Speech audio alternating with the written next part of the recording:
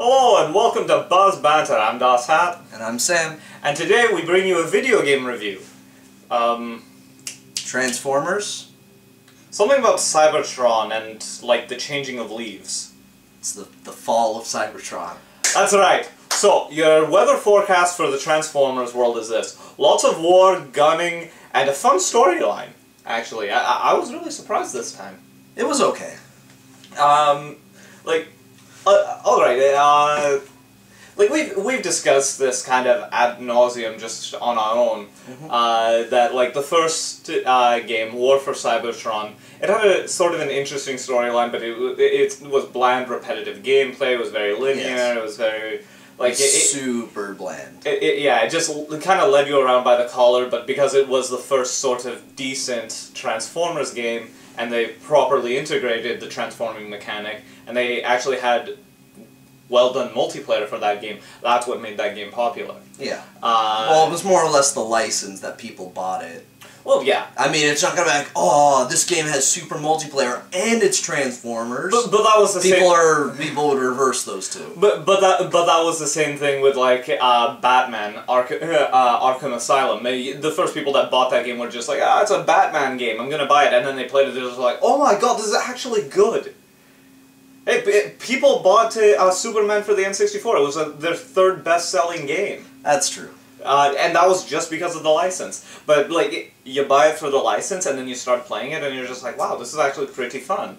Because they got the basic gameplay right, but there was a lot of problems with that game. Well, that's just my thing. I don't believe you should buy a game based on the license. Oh, that's fair enough. And it is a good point. But, that being said, with regards to Fall of Cybertron, they've really improved on a lot of mechanics, and they addressed the major issue, which was the bland repetitiveness of the first game.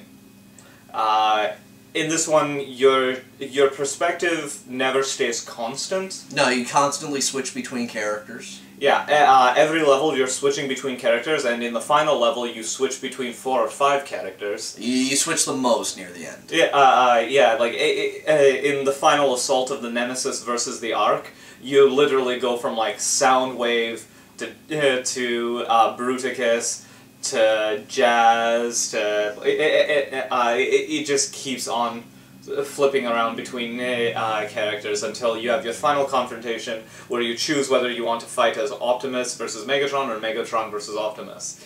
And it's fun. It's genuinely enjoyable, and the way that changes up is you play as various Transformers that have various different gameplay mechanics.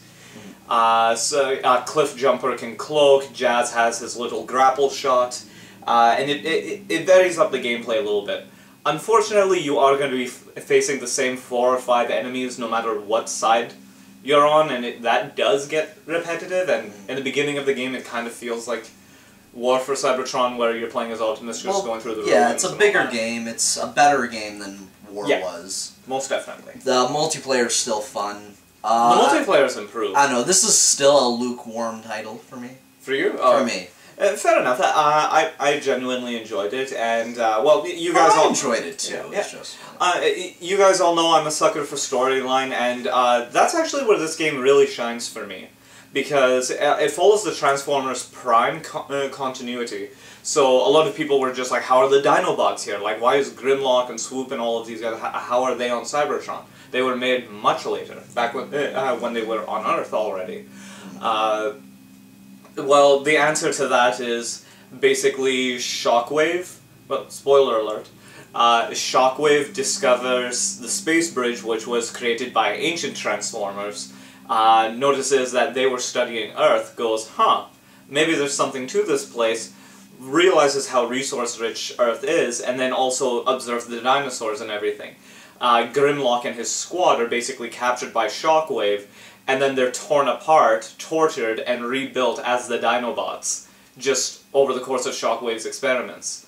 It's a very interesting little bit of continuity. It like serves to explain why these characters are the way they are, and especially why all of them are idiots.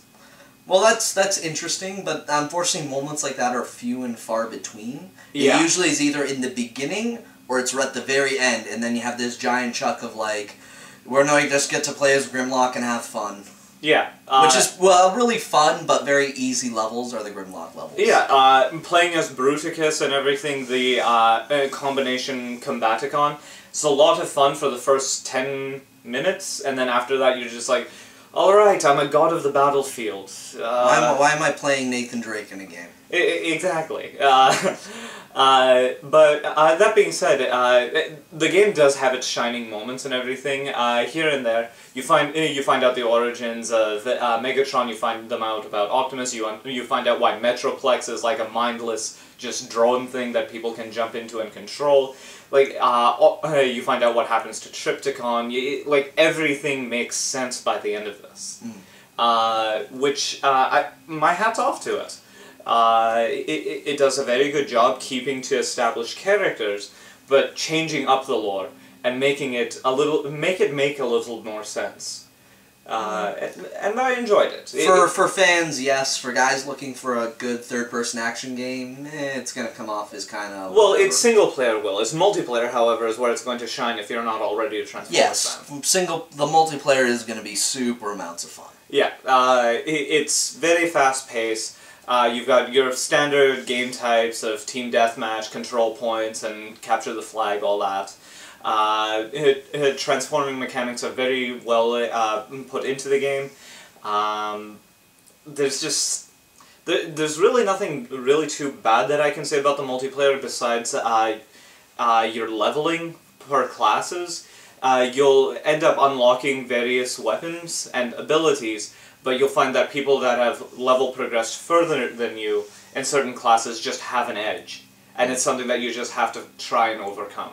Like, you have to avoid them or strike from a distance or whatever. It is an imbalance. There's no ranked matches. Exactly. It is an imbalance in the game, but you know what?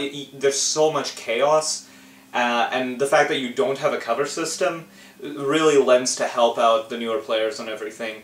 And actually, the balanced approach that's necessary to be successful between your robot form and your vehicle form, it's very well integrated into the game. Mm-hmm. So, I don't know. I highly recommend the game. It's a fun game. If you like fun, you'll like this game. Yeah, you don't really need to think too hard. It doesn't ask you to do too much. It doesn't. And you have some very nice moments in it. Soundwave's secondary ability is he launches Laserbeak and Rumble from his chest, and they go and fight for you. It's little things like that make the game an immense amount of fun. You have certain areas where it's flying section, and you're literally given just an open world area to just navigate, deal with people, complete your objectives, and it's very well done. Yeah, it's okay. So yeah, Transformers: War for Cybertron. It's a fun game. Yeah, check it out.